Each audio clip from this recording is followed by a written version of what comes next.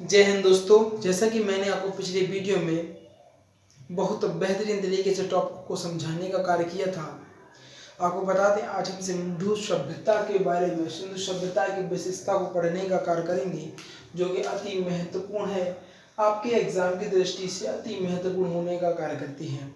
आप लोग पहली बात याद रखिएगा, अगर आप अपने जीवन में बहुत बेहतरीन से उपलब्धता प्राप्त करना चाहते हैं तो रेगुलरिटी रखिए अपने जीवन में।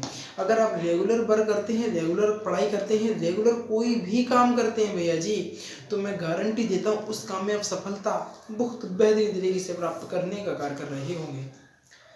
मैं आपको बता दूं, ऐसा कंटेंट आपको YouTube की दुनिया में पहली बार ऐसा कंटेंट मिल रहा है जो पूरा डिटेल में आपको पढ़ाने का कार्य मैं कर रहा हूँ। बहुत इंपॉर्टेंट चीज़ें और सारी चीज़ें डिटेल में, कुछ भी वन लाइनर नहीं है, सारी चीज़ें मैं डिटेल में पढ़ाने का कार्य कर रहा हूँ। कुछ भी नहीं छोड़ूंगा भैया जी।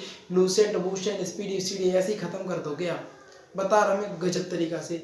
बशर्ते क्या है, आपको पढ़ाई करनी पड़ेगी, अपने जीवन में बहुत बेहतरीन तरीके से बदलाव लाने पड़ेंगे, क्योंकि बदलाव की आवश्यकता ही आविष्कार की जननी है। आपको इस चीज़ की भी आवश्यकता है, याद रखिएगा, आपको यह चीज़ की आवश्यकता है। जो लोग कहते हैं आपसे कि तुमसे ना हो पाएगा, उनसे जाकर कह देना कि हम फ्यूचर एकेडमी XYZ से पढ़ते हैं और उनका कहना है बेटा तुमसे ही हो पाएगा।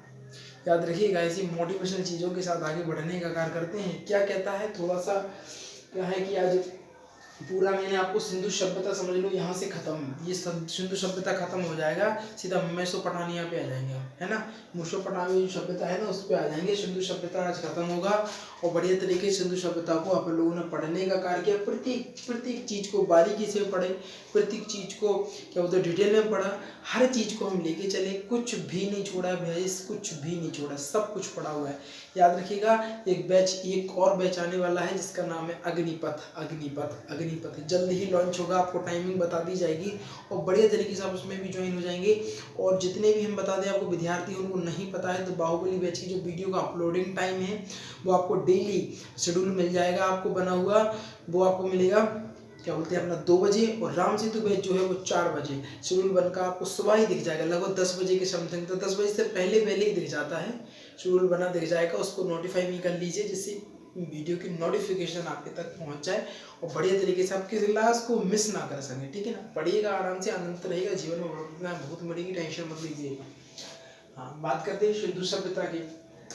सिंधु सभ्यता के क्या कहता है इसके बारे में जानकारी देंगे। देखिए, सिंधु सभ्यता एक शहरी सभ्यता थी। मैंने आपको बहुत बार बताया है कि सिंधु सभ्यता भैया जी कैसी सभ्यता थी, कहना सर जी शहरी सभ्यता थी। यहाँ की जो सड़कें हैं वह एक दूसरे के समकोण की ओर काटती हैं। कहाँ की सड़कें भैया एक दूसरे को समकोण की ओर काटती हैं, कहना सर जी सिंधु सभ्यता की जो सड़कें हैं एक दूसरे को समकोण काटती हैं तथा ये पूरब से पश्चिम की दिशा में है।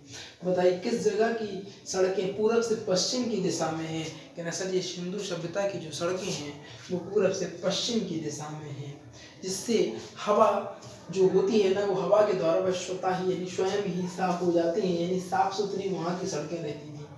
कैसी सड़कें रहती थी, साफ सुथरी सड़कें रहती थी। इस प्रकार भी एग्जामिनर आपसे क्वेश्चन कर सकता है, बताइए वह किस जगह की सड़कें हैं जो स्वयं ही साफ हो जाया करती थी, सर जी वो सिंधु सभ्यता की सड़कें हैं जो स्वयं ही साफ हो जाया करती थी। इसके बाद यह जो सड़कें हैं वो समकोण की ओर काटती थी और जो सिंधु सभ्यता थी एक शहरी सभ्यता होने का कार्य कर रही थी। इसके बाद बात करेंगे नदियाँ कैसी थी, कहना सर जी नदियाँ ढकी हुई थी। इसके बाद अर्थव्यवस्था का मुख्य आधार कृषि था। अर्थव्यवस्था का भैया जी मुख्य आधार क्या था, कहना सर जी अर्थव्यवस्था का मुख्य आधार कृषि था तथा उनका व्यापार विदेशों में भी होता था। उनका व्यापार कहाँ से होता था, कहना सर जी जो उनका व्यापार है वो विदेशों में भी देखने को मिलता है। इसका बात करेंगे हम महत्वपूर्ण चीज़ें, इनको आप पढ़ लेंगे तो आप कभी भी एक भी ऐसी चीज़ नहीं होगी जो आपको नहीं आए। अति महत्वपूर्ण चीज़ें यहाँ पर आपको देखने को मिलती है, बहुत जरूरी है भैया जी, आप पढ़िए तो वो कंटेंट देखने को मिल रहा भैया, कहीं नहीं मिलेगा। मैं बार बार कह रहा हूँ, बहुत बेहतरीन अपर लेवल का कंटेंट है। बशर्ते आपको रेगुलरिटी नोट्स बनाना है, वीकली रिवीजन करना है, आप अपने जीवन में ऐसी उपलब्धियाँ प्राप्त करेंगे, आप कहेंगे नहीं सर सच में हमने एग्जाम की खोपड़ी में छेद कर दिया और राम सेतु बैच से पढ़ के विजय का परचम लहराने का कार्य किया। इसके बाद आगे बात करते हैं जो सोना होता है यानी गोल्ड, वो किस देश में, देखो वस्तु का आयात किस प्रकार होता था उस समय पे भी, जब सिंधु सभ्यता चलती थी उस समय पे भी आयात निर्यात होता था। जैसे आज भी अपने यहाँ चलता है आयात, हम पेट्रोल खरीदते हैं तो पानी बेचते हैं, इस प्रकार की। तो हमारा जो वस्तुओं का जो आधार की बात करें तो वस्तुओं का जो आयात है वो किस देश के साथ कैसा होता था। देखो ये जो सोने की बात करें गोल्ड की, तो ये अफगानिस्तान, ईरान तथा कर्नाटक के साथ यह व्यापार हमें देखने को मिलता है, अति महत्वपूर्ण चीज है। इसके बाद बात करेंगे अगली हेडिंग की, यहाँ पे लिखा है चांदी। क्या लिखा है? चांदी। चांदी में देखो चांदी कहाँ निर्यात होती थी? अफगानिस्तान और ईरान में। तांबे की बात करें बलूचिस्तान, खेतड़ी तथा ओमान। टिन की बात करें ईरान, अफगानिस्तान।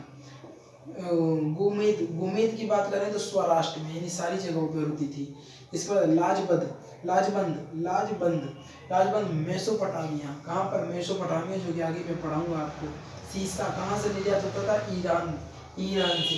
कहना सर जी यह पता किस प्रकार चला कि निर्यात होता है, क्योंकि भैया जी हम तो थे नहीं और जिन्होंने यह खोजा है वे भी नहीं थे, तो हमें किस प्रकार पता चला?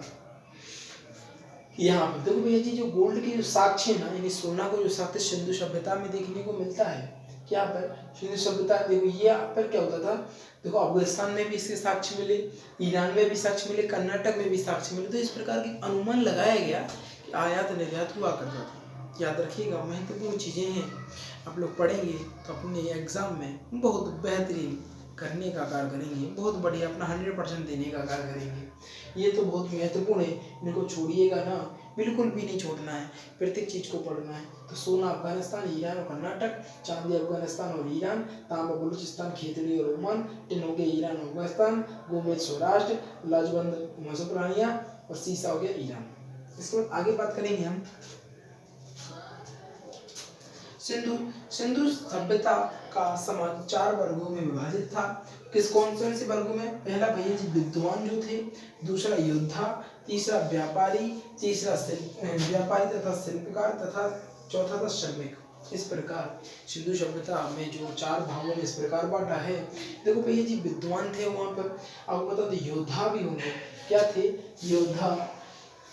योद्धा भी है। कौन हो गया? योद्धा होगा, व्यापारी एवं शिल्पकार तथा श्रमिक भी यहाँ पर देखने को मिलते हैं। इनका जो समाज है मात्र सत्वात्मक होता था। मात्र सत्वात्मक यानी किस प्रकार का? जैसे आज आपको बता दें अपना पितृ सत्वात्मक है, यानी अपन का जो जैसे जो आपके बच्चे होंगे वो आपके नाम से जाने, यानी हम लोग जो होते हैं अपने पिताजी के नाम से जाने जाते हैं, यानी पितृ सत्वात्मक। और उस टाइम पे जाने थे माता के नाम से, यानी मात्र सत्वात्मक चीज़ें। मैं आशा कर रहा हूँ कि आपको अच्छी तरीके से समझ में आ रही होंगी। जो मात्र सत्तात्मक होता है वो माता के नाम पर चलता है। पितृ यानी पिता के नाम पर चलने वाला। जैसे हम लोग हैं, सभी लोग अपने पिता के नाम से जाने जाते हैं, कहीं पे भी देखेंगे आप, आपके पिता का नाम मेंशन किया जाता है, ठीक है ना। इसके बाद बात करेंगे इनकी जो लिपि है वो कैसी थी? भाव चित्रात्मक लिपि थी। कैसे? भाव चित्रात्मक। आप लोगों ने देखा होगा बहुत से लोग ऐसे होते हैं जिन्हें बोलना नहीं आता है। कैसा भैया जी? उन्हें बोलना नहीं आता है लेकिन वे भाव से चीज़ों को पढ़ लेते हैं। कैसे? भाव जान लेते हैं। कैसे भाव जान लेते? मान लीजिए आपने किसी को दांत दिखाए मिसमिसा के, तो उसने आपका भाव जान लिया कि यह व्यक्ति कैसे है, गुस्से में है। आप हंस रहे हैं, आपकी स्माइल वाली फोटो एक लगी हुई है, तो भाव कैसा निकल रहा है? खुशी वाला भाव निकल रहा है। इसको भाव चित्रात्मक बोलते हैं भैया जी।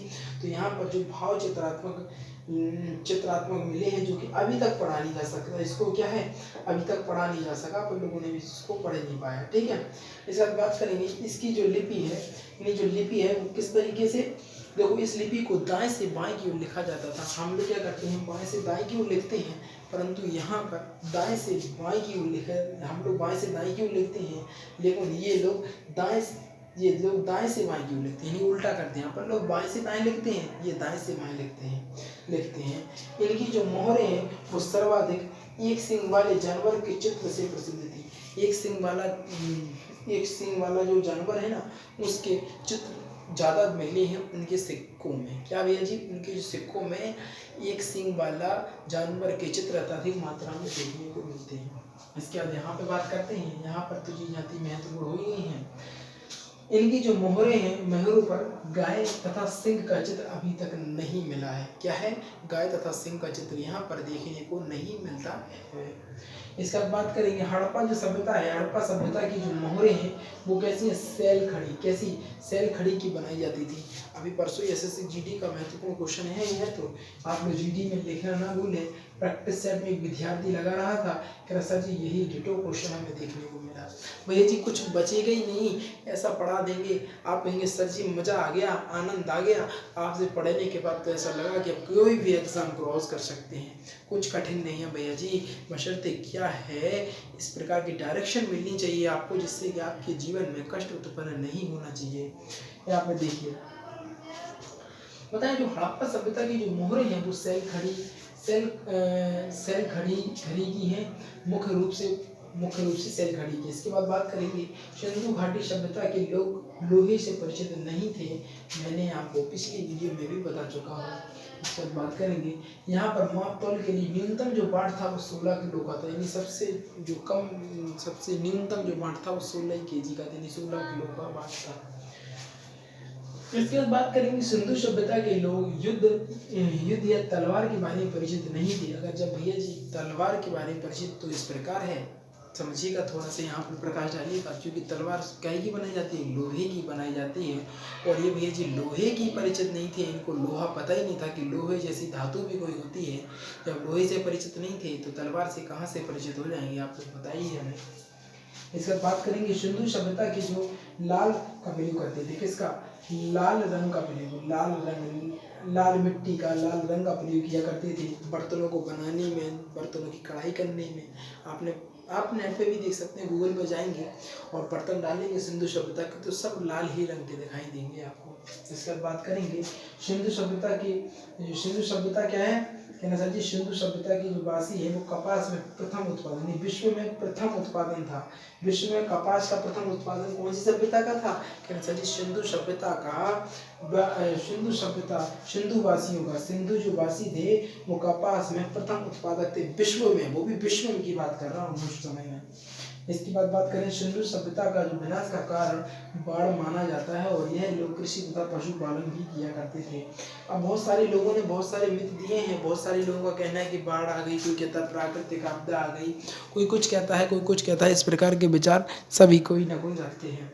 आप लोग यहाँ पर रखिएगा किस वैज्ञानिक ने क्या कहा, किस पुरातत्व विभाग के अधिकारी, पुरातात्विक शास्त्री ने किसने क्या कहा उसको जानेंगे हम।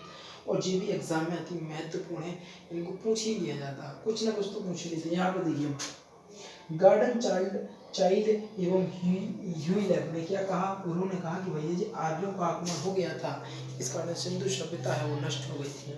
इसके बाद अगले पुरातात्विक शास्त्री है उन्होंने कहा जॉन मार्शल ऑस्टिन, कौन थे, जॉन मार्शल ऑस्टिन थे, जॉन मार्शल ऑस्टिन और एवं ए आर राव, एवं लगा लीजिए भैया जी यहाँ पर, एवं ए आर राव, इन्होंने कहा कि बाढ़ आ गई थी इस कारण पूरी सभ्यता बहकर चली गई, खत्म हो गई। लेकिन आरेकस्टाइन तथा अमलानंद घोष का यह कहना था कि जलवायु का परिवर्तन हो गया। क्या हो गया, जलवायु परिवर्तन हो गया, इस कारण वह नष्ट हो गए। लेकिन एम.आर. साहनी का यह कहना था कि भूतात्विक परिवर्तन के कारण ही सिंधु सभ्यता का अंत हो गया। लेकिन वहीं पर अगर हम बात करते हैं जॉन मार्शल की, जॉन मार्शल कहते थे प्रशासनिक स्थिरता हो गई थी, इस कारण भी खत्म हो गए। इसके बाद के.यू.आर. कनेडी का कहना था ये प्राकृतिक एक आपदा हो गई, जैसे महामारी हो गई, इस प्रकार की हो गई, इस कारण यह खत्म हो गया होगा। सभी लोगों का अलग अलग मत है, सब लोग कुछ और, कोई कुछ कहता है, कोई कुछ कहता है, इस प्रकार की चीज़ें होती रहती हैं, कोई दिक्कत में नहीं है। बशर्ते आप लोग पढ़ते रहिए, एक बार रिवीजन कर लेते हैं क्या कह रहा है टॉपिक, सारों को सब चीज़ों को पढ़ेंगे। देखो सिंधु सभ्यता है, सिंधु सभ्यता शहरी सभ्यता थी। यह सड़कें एक दूसरे के संपूर्ण काटती थी, यह पूर्व से पश्चिम दिशा की ओर हो जाती थी, जिसके द्वारा सड़कें स्वतः ही साफ हो जाती थी, नालियां ढकी हुई थी। अर्थव्यवस्था का मुख्य आधार कृषि तथा पशुपालन तथा विदेशी व्यापार होता था। पशुपालन में वस्तुओं का आयात सोना अफगानिस्तान, ईरान, कर्नाटक, चांदी का अफगानिस्तान, ईरान। इसका तांबे की बात करें तो बलूचिस्तान, खेजड़ी तथा ओमान में आयात किया जाता है। जबकि टिन की बात की जाए तो ईरान, अफगानिस्तान की की बात। इसके बाद गोमेद की बात करें तो स्वराष्ट्र तथा लाजबंद की अगर बात करें मेसोपोटामिया तथा सीसा की बात करें तो ईरान। सिंधु सभ्यता का जो समाज था वह 4 भागों में विभाजित था। पहला विद्वान, दूसरा योद्धा, तीसरा व्यापारी एवं शिल्पकार, चौथा था श्रमिक। इसके बाद इनका जो समाज था मात्र सत्रात्मक था। इनकी जो लिपि थी भावचित्रात्मक थी। इनकी जो लिखाई थी इसकी लिपि थी दाएं से बाएं की ओर थी। इनकी जो मोहरें थी सर्वाधिक एक सींग वाले जानवर से चित्र बना हुआ था। इनकी मोहरों पर गाय और सिंह का चित्र देखने को नहीं मिलता है। इसके बाद बात करेंगे यहाँ पर माप तौल के लिए सबसे छोटा जो बांट था वो 16 किलो का था। सिंधु घाटी सभ्यता के लोग लोहे से परिचित नहीं थे। हड़प्पा सभ्यता की जो मोहरें थी वो सेल खड़ी की बनी हुई थी। सिंधु सभ्यता के लोग युद्ध तलवार से परिचित नहीं थे। सिंधु सभ्यता का लाल जो रंग का प्रयोग बर्तनों तथा बर्तनों की ढलाई वलाई में किया जाता था। सिंधुवासी कपास में विश्व का प्रथम उत्पादन करता थे। इसका सिंधु सभ्यता का विनाश का कारण बाढ़ को माना जाता है तथा कृषि तथा पशुपालन भी किए जाते थे। यह कारण बता दिया, पतन बता दिया, पुरातत्व विज्ञानी बता दिया, पुरातत्व शास्त्री उन्होंने क्या कहा, सब कुछ मैंने आपको बता दिया जो कहती महत्वपूर्ण है। कल हम पढ़ेंगे मेसोपोटामिया एक बहुत बढ़िया सभ्यता है, उसके बारे में जानेंगे आखिर वह कैसी सभ्यता थी, बहुत डीपली तरीके से जानेंगे। भैया जी यही आपको बताएं, हमारा इतिहास बहुत बलवान है, हमें इतिहास से सीखना चाहिए। जब आज इतिहास से काल बताएंगे ना तो आप रोने लगेंगे, इस प्रकार की भावना होगी। टेंशन मत लीजिए, आराम से पढ़ेंगे, सब कुछ डिटेल बाई डिटेल एक एक करके सब कुछ पढ़ेंगे, कोई टेंशन मत लीजिए, ठीक है। आपको बता दें जो नए नए विद्यार्थी हैं उनको महत्वपूर्ण सूचना यह है उन लोगों के लिए कि जो बाहुबली बैच है उसकी जो वीडियो का अपलोडिंग टाइम है वो 2 बजे का है। जबकि राम सेतु बैच की बात करें उनका जो अपलोडिंग टाइम है वो कितने बजे का है, कहना सर जी 4 बजे का है। यस बिल्कुल करेक्ट, 4 बजे का अपलोडिंग टाइम है। और कुछ समय बाद आपको अग्निपथ बैच मिलेगा। अग्निपथ में आपको पॉलिटी पढ़ाने को मिलेगी, पॉलिटी पढ़ाएंगे, उसमें टेंशन मत लीजिए, आनंदित रहिए, जीवन में सब बार रहिए। और विद्यार्थी जो नए हैं ध्यान रखिएगा, वीडियो को लाइक करे बिना नहीं जाइएगा। देखिए ये गुरु दक्षिणा होती है, आखिर में हमने आपको पढ़ाया, आखिर में हमें क्या दिया आपने, यानी चैनल को सब्सक्राइब किया है तो बहुत बढ़िया है।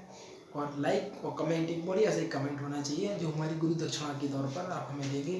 तो ध्यान रखिएगा, वीडियो को लाइक कर दीजिएगा, चैनल को सब्सक्राइब कर दीजिएगा और शेयर करके आइएगा अपने यार दोस्तों और चाहने वालों के साथ, क्योंकि आज की जो वीडियो थी कहीं ना कहीं बेहतरीन गजब लाजवाब होने का कार्य कर रही थी। ये सब वीडियो को समाप्त करने का कार्य करते हैं। Thanks for watching. स्क्रीनशॉट ले लीजिएगा आप लोग और वीकली रिवीजन मत भूलिएगा।